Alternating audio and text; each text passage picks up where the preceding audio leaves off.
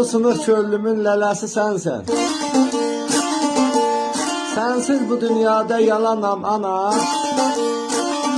Kaş qundaq olaydım ey dizlərin üstə, mən sənin istəkli balanam ana.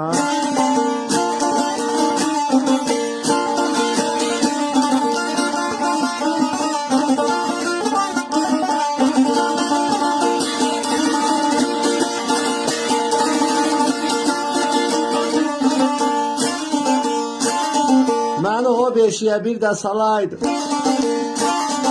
yanıqlı laylayı bir də çalaydın. Hərdən ipin çəkib ey yırğalayaydın, mən səni zəhmətə salanam ana.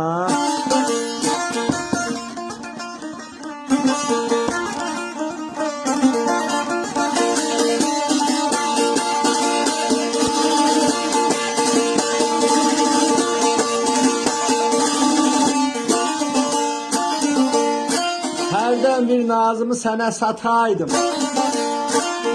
hərdən bir küsəydim, qəmə bataydım. Bu kərimin sənsiz necə yataydı, oyandım başına dolanam ana.